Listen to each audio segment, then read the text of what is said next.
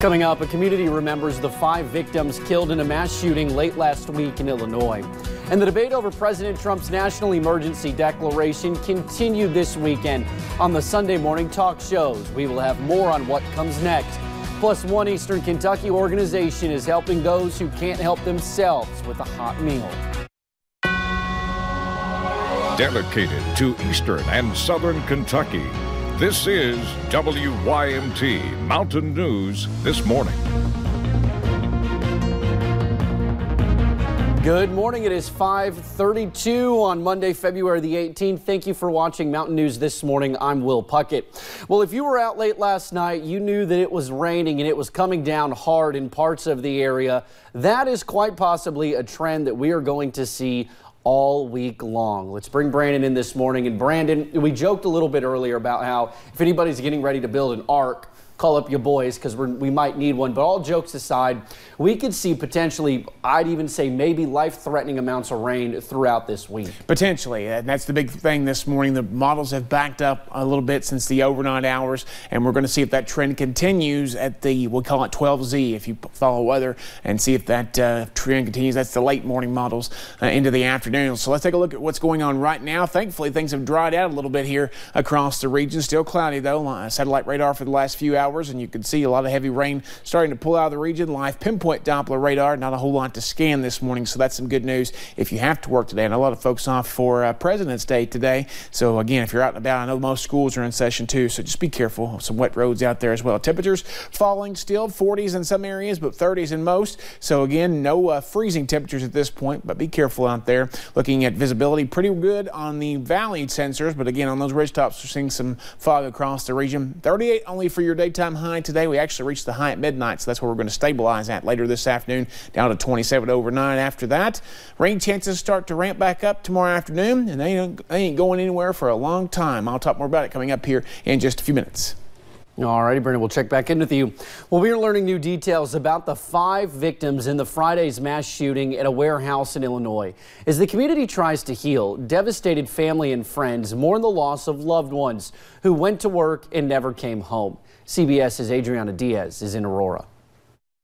Mourners prayed for the 5 people who lost their lives just going to work on Friday. They gathered here at the Henry Pratt Company, where 45-year-old Gary Martin killed everyone in the room right after he was fired. More than 200 officers responded. The gunman shot 5. All but 1 have been released from the hospital.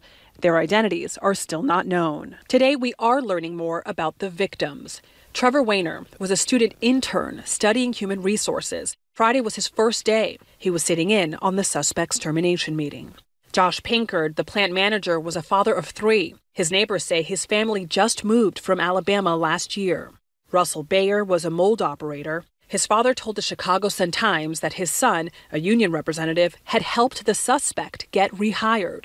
Clayton Parks was the human resource manager. He'd recently become a father. Vicente Juarez was likely not in the meeting because he was a forklift operator. His daughter Diana was frantically searching for him Friday. I left and I called my dad. He wouldn't answer. I called my dad. I went to the emergency room asking them, do you guys have my dad? Nope. He's never gonna come home. Never. There are now 5 crosses outside Henry Pratt.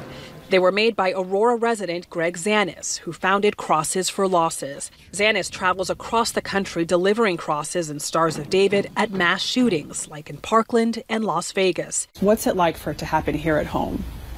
See, when it happens here in my town, I can't leave. I'm part of it. That's what I don't like. In addition to the 5 lives lost, a 6th employee was shot 3 times and survived. We spoke to his mother, who told us she's relieved her son is alive. The company plans to open its doors Monday morning for any employees who may want to come in to grieve together. Adriana Diaz, CBS News, Aurora, Illinois.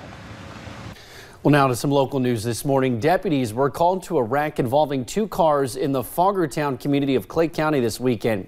Deputies say the driver, Coy Grubb, showed signs of being under the influence in the Saturday afternoon crash. He was charged with DUI. Deputies found drug paraphernalia along with meth. An Ashland man is charged with having child pornography. State police say Milton Kruger III was communicating with children online and had inappropriate materials on his computer.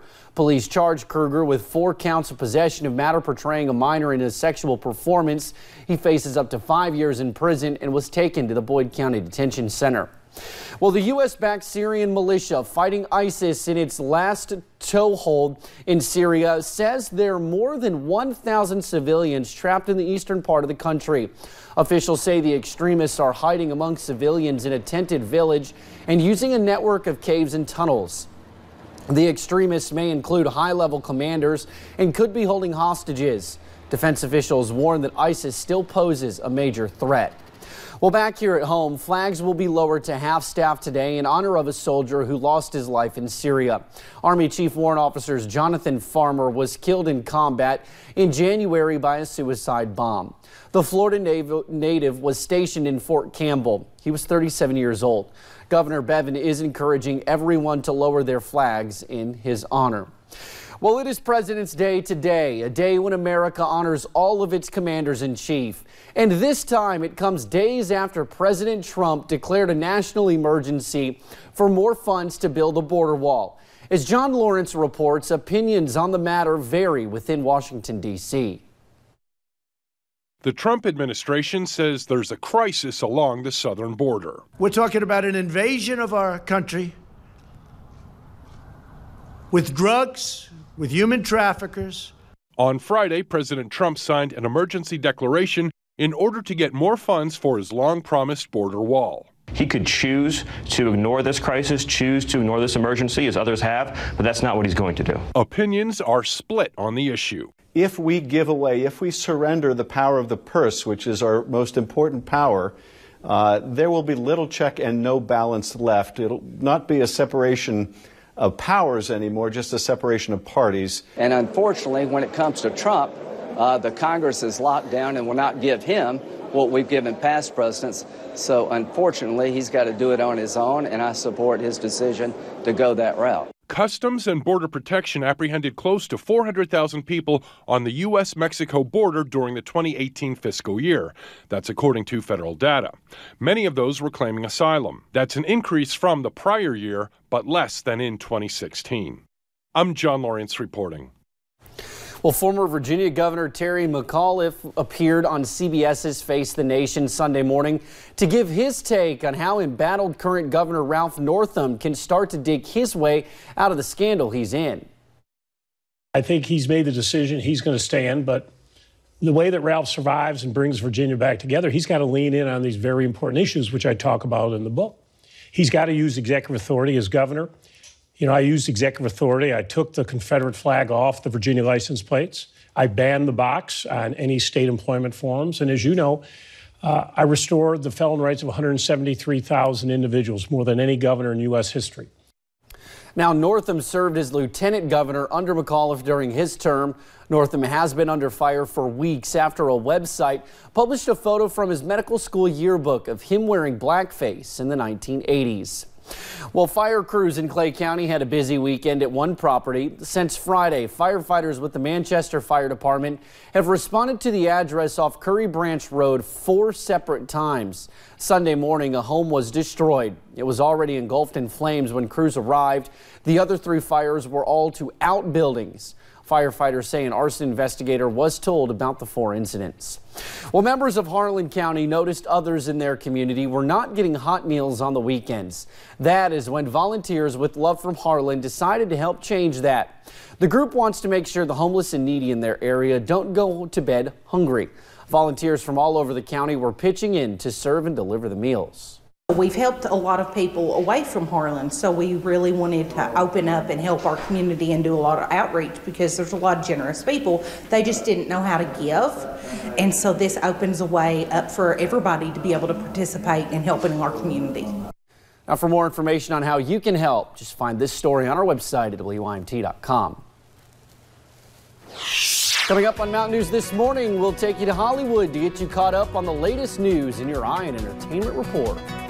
It's the question everyone is asking this morning. How much rain could we see by the end of the week? I'll have the latest data for you in the full forecast in about 3 minutes.